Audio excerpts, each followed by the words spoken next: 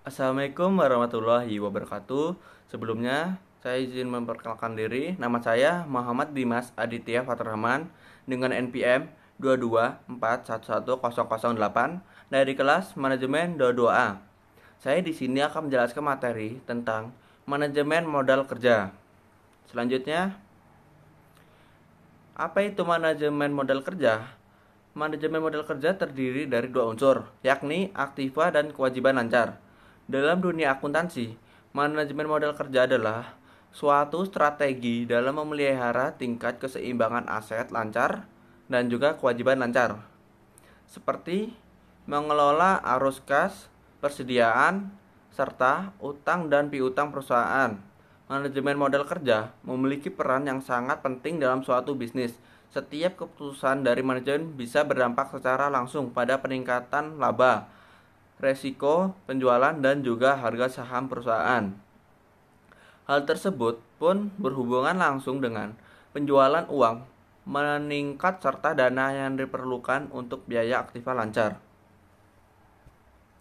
Selanjutnya, tujuan manajemen modal kerja. Tujuannya dilakukan modal kerja adalah agar suatu bisnis bisa mengelola aset lancar dan utang lancar, sehingga bisa memperoleh modal kerja atau neto yang lebih baik dan menjamin tingkat likuiditas pada suatu bisnis. Aktiva lancar ini bisa berbentuk as, sekuritas, piutang, persediaan, dan juga pendanaan yang diperlukan untuk mendukung aset lancar. Nah, tujuan lain dari dilakukannya modal kerja antara lain adalah sebagai berikut. Yang pertama, memenuhi laba ataupun rugi bisnis. Yang kedua, memaksimalkan dana dari pemilik saham karena mempunyai rasio keuangan yang lebih positif. Yang ketiga, mampu menghargai modal kerja agar pembayaran kebutuhan bisa dilakukan secara tepat waktu. Yang keempat, mampu melindungi perusahaan dari terjadinya krisis modal kerja. Selanjutnya, konsep modal kerja. Yang pertama yaitu konsep kuantitatif. Konsep kuantitatif pada manajemen modal kerja adalah pada kuantitas ataupun jumlah biaya yang terdapat di dalam unsur aktiva lancar. Aktiva lancar juga mempunyai dana yang berputar kembali dalam waktu yang cenderung lebih pendek ataupun dalam bentuk semulanya.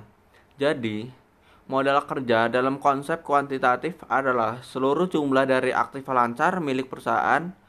Modal kerja dalam makna ini juga dikenal dengan modal kerja bruto.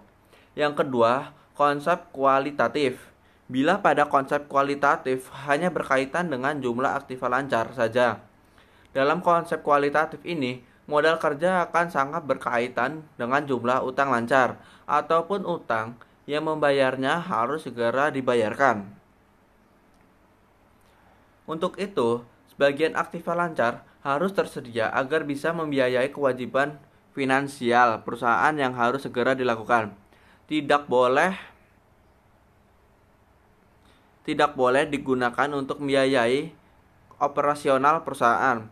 Tujuan utamanya adalah agar pihak perusahaan mampu menjaga tingkat likuiditasnya. Modal kerja kualitatif pun sering disebut dengan modal kerja neto.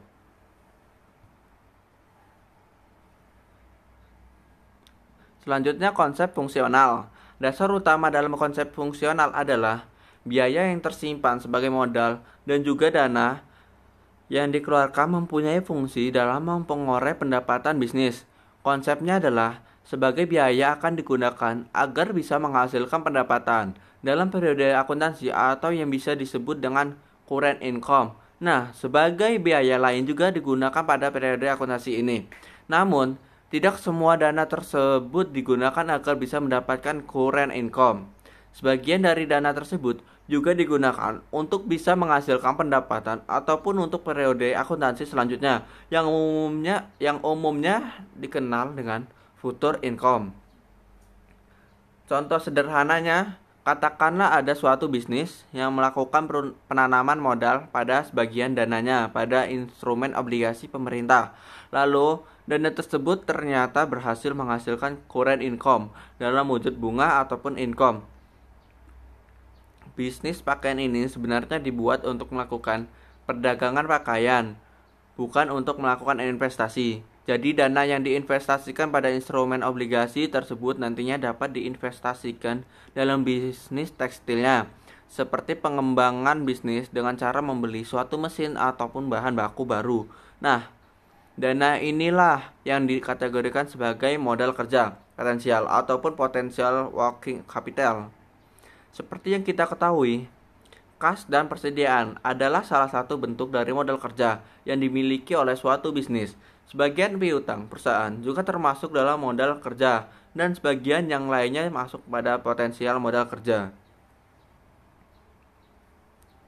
Untuk jumlah operasi pokok atau penjualan, semakin besar penjualan atau operasi pokoknya, maka keperluan modal bisnis pun akan semakin besar. Pun begitu juga sebaliknya. Sedangkan untuk berputaran modal kerja, semakin cepat perputaran modal kerja, maka modal yang diperlukan juga akan relatif lebih besar.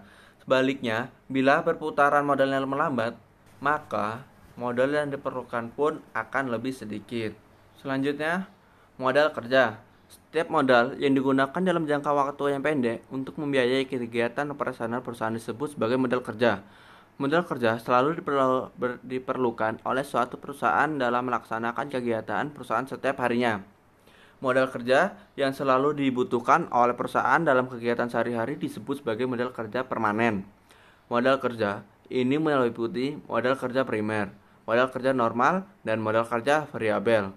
Modal kerja primer merupakan modal kerja yang harus tersedia untuk menjaga keberlangsungan usaha dalam suatu perusahaan. Sedangkan modal kerja normal digunakan untuk produksi dalam keadaan normal. Sementara itu, modal kerja variabel berkaitan dengan perubahan jumlah modal pada kondisi tertentu. Modal kerja variabel terbagi menjadi 3 jenis, yaitu modal kerja musiman, modal kerja siklus, dan modal kerja darurat. Modal kerja musiman merupakan modal kerja yang nilainya berubah akibat perubahan keadaan musim pada bisnis. Modal kerja siklus merupakan modal kerja yang nilainya berubah-ubah karena adanya siklus bisnis. Sedangkan modal kerja darurat merupakan modal kerja yang nilainya berubah pada kondisi-kondisi darurat dalam perusahaan. Tingkat likuiditas suatu perusahaan dapat diketahui dengan menghitung modal kerja. Perusahaan dapat membayar seluruh kewajiban lancar jangka pendeknya ketika memiliki modal kerja yang memadai. Perusahaan membutuhkan modal kerja untuk memperlancar likuiditas perusahaan. Kekurangan modal kerja dapat menghambat kegiatan produksi oleh perusahaan. Perlambatan kegiatan produksi kemudian berdampak pula kegiatan distribusi produk menuju ke konsumen. Kebutuhan akan modal kerja dihitung melalui selisih antara pembayaran dan penerimaan kas. Selain itu, kebutuhan modal kerja juga dapat ditinjau dari sudut pandang manajemen keuangan. Pihak manajemen keuangan umumnya memberikan perhatian yang besar terhadap aset lancar sebagai faktor penting dalam operasi perusahaan. Operasi perusahaan yang baik dapat terwujud dengan jumlah aset lancar dengan presentasi minimal 5% dari keseluruhan aset perusahaan. Pada perusahaan kecil atau usaha mikro kecil menengah, aset lancar ini menjadi faktor yang menjamin berlangsungnya usaha. Sementara itu, aset lancar juga berkaitan langsung dengan kegiatan penjualan pada perusahaan. Kondisi-kondisi ini yang kemudian membuat modal kerja mendapat perhatian yang besar oleh perusahaan. Selanjutnya ialah kesimpulan. Manajemen modal kerja adalah strategi untuk memelihara keseimbangan aset lancar, current asset, dan kewajiban lancar, current liabilitas, seperti pengelolaan arus kas, persediaan serta utang dan piutang. Untuk mengetahui besar kebutuhan modal kerja dapat dilakukan dengan metode saldo rata-rata dan metode unsur biaya. Sebuah bisnis perlu melakukan manajemen modal kerja untuk mengoptimalkan pengeluaran dalam sebuah tingkatan penjualan. Memperoleh dana dari investor karena memiliki rasio keuangan yang positif. Dapat menghargai modal kerja sehingga pembiayaan kebutuhan selalu dilakukan tepat waktu. Dan memiliki proteksi dan krisis modal kerja. Laporan keuangan sebaiknya dicatat dan disajikan dengan benar dan akurat sesuai dengan standar akuntansi. Untuk memudahkan hal ini, Anda dapat menggunakan software akuntansi seperti Maserp. Dengan Maserp, Anda dapat melakukan pencatatan dan pengelolaan 300 plus laporan secara real time, kapanpun dan dimanapun.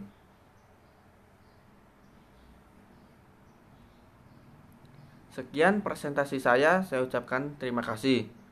Apabila ada kata-kata saya yang salah, saya mohon maaf. Wassalamualaikum warahmatullahi wabarakatuh.